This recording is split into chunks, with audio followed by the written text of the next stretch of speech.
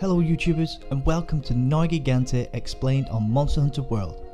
And yes, that is a Nergigante in the background. In this video we will learn about the characteristics of Nergigante, its weaknesses, how to prepare before taking it head on for the first time, and its combat moves in the current version of Monster Hunter World. So, as always, we will cover the characteristics of this monster first. Nergigante is an elder dragon. Like most other elder dragons, has 6 limbs, 4 legs and 2 wings.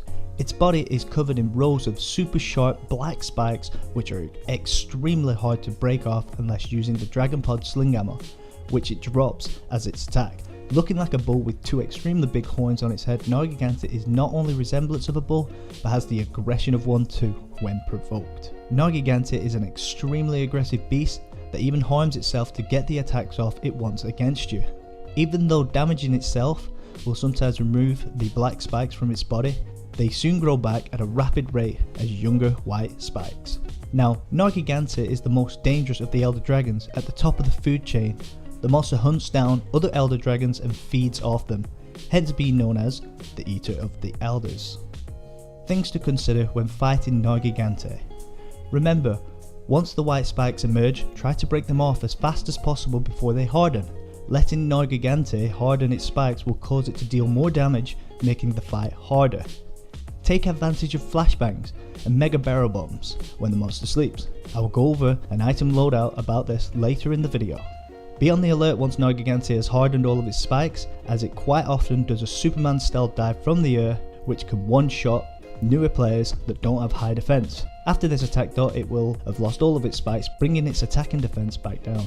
To avoid its Superman style move, simply run away from the direction of the monster and perform an emergency dive, as shown with the weapon stowed away. Remember that Nergigante is extremely vulnerable to poison early before in rage mode, so if running a 4-man party, it never hurts to at least bring 1 man with a poison weapon. Breakable parts are horns, front limbs, wings, and its tail can also be chopped off. Also guys, remember that this is an elder dragon and it cannot be captured by any traps. Please don't be that guy. Now, let's go over the monster's elemental attributes. Nergigante has no elemental attacks, all of its moves are power based, so the only way to help negate this would be to get better at dodging the danger moves, which would just take practice, or increase your defense as much as possible with the use of armor skin drinks, armor pills, improving your main armor's defense charm, and if you're really struggling, then use the cat kitchen to increase defense instead of attack. Personally, I love to go with the attack as I want to drop the beast as fast as possible.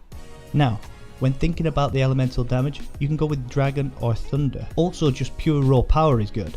One thing you need to know about thunder though, Nergigante only takes thunder damage when the white young spikes are present, and only takes damage from when the white spikes are directly hit.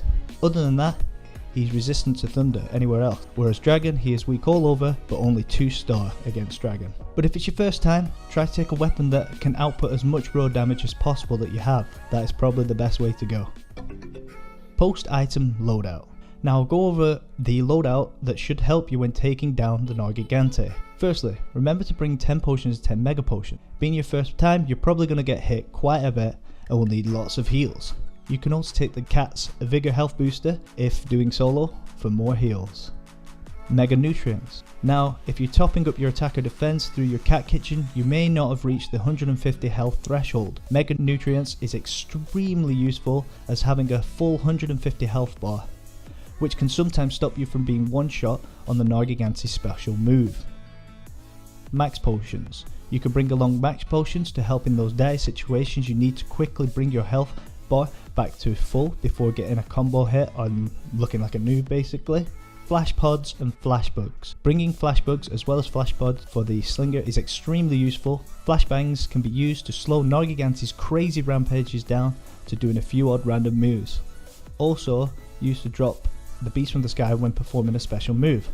Now a quick tip, you can use the radio menu to equip flash bugs quicker. Also, as shown, you can set up a crafting option to craft the flash bugs faster than going into your pose menu and doing it. Very useful, and if you're having problems with crafting, I have a video guide on my channel. Cool drinks. Sometimes I forgot to bring this item, and the one time I do, the monster relocates to the lava sections of the map, which will cause slow damage over time, so remember them. Mega Barrel Bombs. These are useful when the monster is weak to form big damage onto the face of Nergigante as it's sleeping. Remember to hit the bombs first before hitting the beast, as it will take double damage from the first thing that hits it. If you don't have the materials to craft Mega Barrel Bombs, then just take large barrel bombs, which can be bought from the shop. A comfort life item that I love to use is immunizers, restoring your red bar health when you take damage. This is only useful to players that can take damage from the monster and not be one shot. Optional items: Might Seeds, Demon Drugs and Mega Demon Drugs. You don't have to take these items with you, but if you want that extra damage, then head on out with them in your pocket. With the items out of the way, armors to take. Once again, if this is your first time, then the armor with the most defense will be the most efficient, taking abilities that will help your class style the most. Take comfort stats like evade up to help the dodging, as some have wide ranged attacks than Nergigante does, and they can be pretty difficult to avoid. For mantles, the three main ones are Impact, Rock Mantle or Vitality Mantle. Most people have the Vitality Mantle before reaching the 8-star quest, the Eater of Elders, and a good tip to understand with the Vitality Mantle: use it when you want to take the biggest risks for the most damage.